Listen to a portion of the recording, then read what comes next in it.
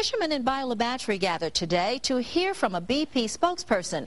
They wanted answers, but many left with more questions. Fox 10 News reporter Libby Amos was there. We want you all to know that, we are doing everything we can. The representative says I need to wrap it up, and you go ahead and talk. You tell us what you mean to tell us.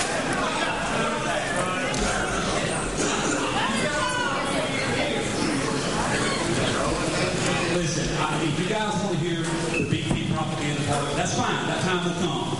We're here to discuss briefly some claims information. If you want to hear that part, we'll get to that, then we'll move on. You guys want to stick around for the BP PR side of it, that's fine. But you're hot, you're sweaty, you're tired, you want the claims information, correct? Yes, sir. As Ruth Rendon, a BP spokesperson, tried to give information to hundreds of fishermen, Bayou La Batre officials ushered her to step down. They made several accusations against BP. Rendon says 217,000 feet of boom have already been laid out, and 23,000 barrels of oil have been recovered in the cleanup effort. money that we're losing or what? But for the fishermen of Bayou La Batre, that was no consolation. They wanted to know how they would be compensated for their losses. I feel like none of the questions has been asked, that nothing's been answered. With all the questions that's here, people trying to ask questions, how can you start a meeting that people want to know stuff? And the first thing you say is no questions today.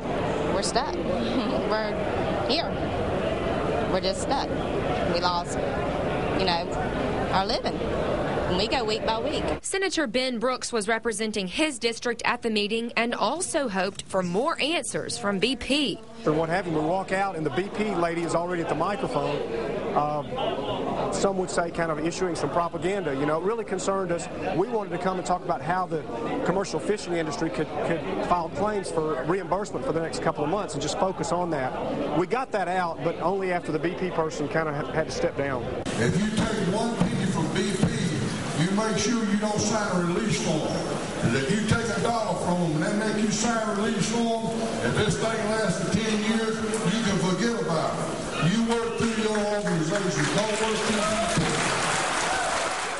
Many of the people you see here depend on oyster, shrimp, crab, and fish sales to support their families. If the oil slick makes its way to shore, it could potentially put them out of business.